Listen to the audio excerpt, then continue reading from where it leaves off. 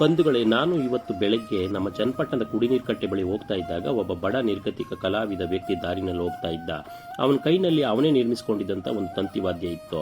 ಅದನ್ನು ಬಾರಿಸ್ಕೊಂಡು ಹೋಗ್ತಾ ಇದ್ದ. ಅವನನ್ನು ಮಾತನಾಡಿಸ್ಬೇಕು ಅನ್ನಿಸ್ತು. ಅವನ ಮುಖದಲ್ಲಿ ಕಷ್ಟದ ಗುರುತು, ಹೊಟ್ಟೆಯಲ್ಲಿ ಹಸಿವಿನ ಬಿಸಿ ಬಿಸಿ ಕಾಣಿಸ್ತಾ ಇತ್ತು. ಅವನ ಕಣ್ಣಲ್ಲಿ ಕಣ್ಣೀರು ಬರ್ತಾ ಇತ್ತು. ಬಾಯಲ್ಲಿ ಒಂದು ಮಾತು ಬಂತು, ಇವತ್ತು ಊಟ ಮಾಡಿಲ್ಲ ಅಂತೇಳಿ. ಆ ಕ್ಷಣದಲ್ಲಿ ನನಗೆ ತಟ್ಟಿದಂಥ ಮಾತು, ಹಸಿದವನ ಹೊಟ್ಟೆ ತಣಿಸುವ ಕೈಯೇ ದೇವರ ಕೈ ಅಂತ. ಹಾಗಾಗಿ ಅವನನ್ನು ಕರ್ಕೊಂಡೋಗಿ ಪಕ್ಕದಲ್ಲೇ ಇದ್ದಂಥ ಹೋಟ್ಲಲ್ಲಿ ಅವನಿಗೆ ಊಟ ಕೊಡಿಸಿದೆ.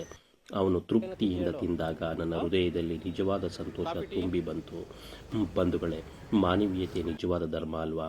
ಹಾಗಾಗಿ ಅವನಿಗೆ ಸ್ವಲ್ಪ ಹಣನೂ ಕೂಡ ಕೊಟ್ಟು ಅವನ ಮನೆಗೆ ಕಳಿಸ್ದೆ.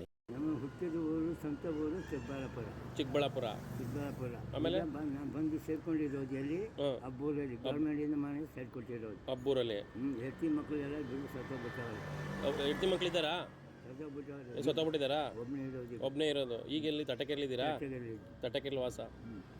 ಏನು ಊಟಕ್ಕೆ ತಿಂಡಿಗೆಲ್ಲ ಹೆಂಗ್ ಮಾಡ್ತೀರಿ? ಅಕ್ಕನ ಮಗ, ತಂಗಿ ಮಗ ಸತ್ತೋದ್ರು.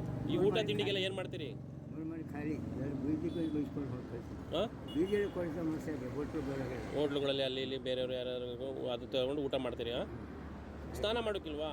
ಸ್ನಾನ ಮಾಡಬೇಕಿತ್ತು. ತಲೆ ಮುಡಿ ಕೊಡಬೇಕು. ತಲೆಗೆ ಟೋಪಿ ಹಾಕಿದಿರಿ? ಏನು ಟೋಪಿ?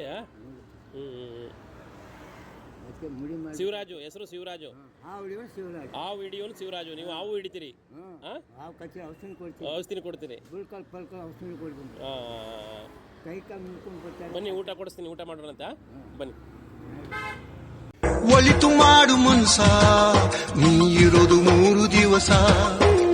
ಒಳಿತು ಮಾಡು ಮನ್ಸ, ನೀ ಇರೋದು 3 ದಿವಸ.